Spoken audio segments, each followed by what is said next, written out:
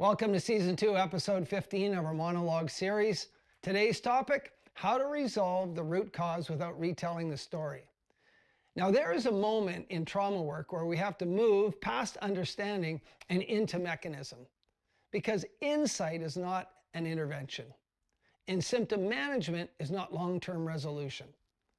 If we want consistent outcomes, we have to ask more precise questions like, where is the problem actually located? And the answer is, it's stored as an affective memory with latent negative emotional charge. And that memory continues to drive the nervous system in this present moment. So the work becomes identifying that memory, activating it safely, and updating it without re-traumatizing the person. And that's what I want to walk you through today. Step one is about precision. We are not working with trauma as an overarching category. We're working with a specific memory. And the question is, which memory, when activated, produces the greatest response? Once we have that, we do not ask the client to tell us the story. Instead, we ask them to run it as a movie inside their mind. And they can be fully associated into the memory when they do that. Now, we are watching for something very carefully. We're watching for their negative emotional arousal. And we do that by using sensory acuity. We're aware of their breathing, their posture, their facial features, and their facial tone. And we monitor whether they're becoming highly activated.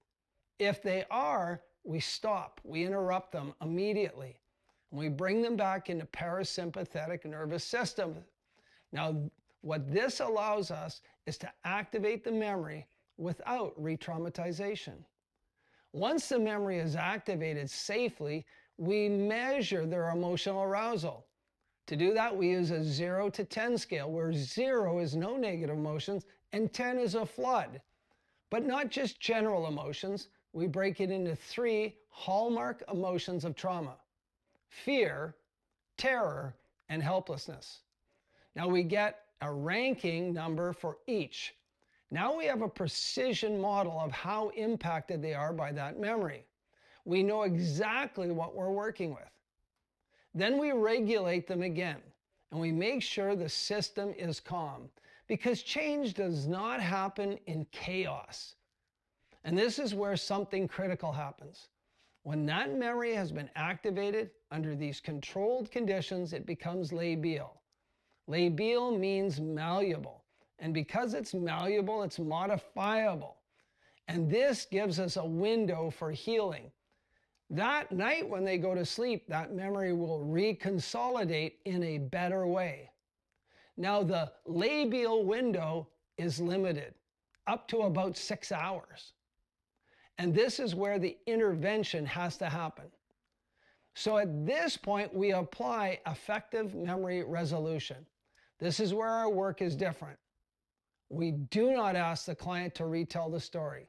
We do not analyze or give meaning to the story. We are working at the level of the nervous system. We remove the negative emotional charge from the memory.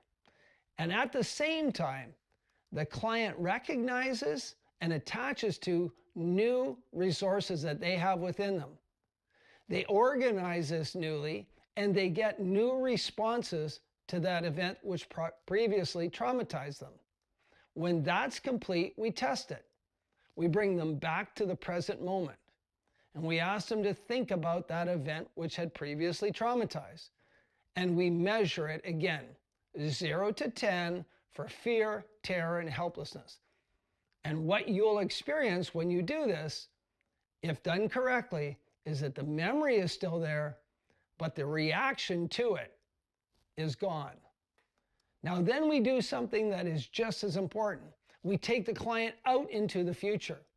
We ask them to imagine a time, an unspecified time in the future, that if it had happened in the past, they would have been really triggered. We get them to do it fully associated, and they notice something different in the future now. They're calm, they're regulated, they are okay. Then we extend it out to the people around them. We ask, how are the other people with you reacting? And this is where it starts to click. Because when your client's internal state changes, their external world changes with it.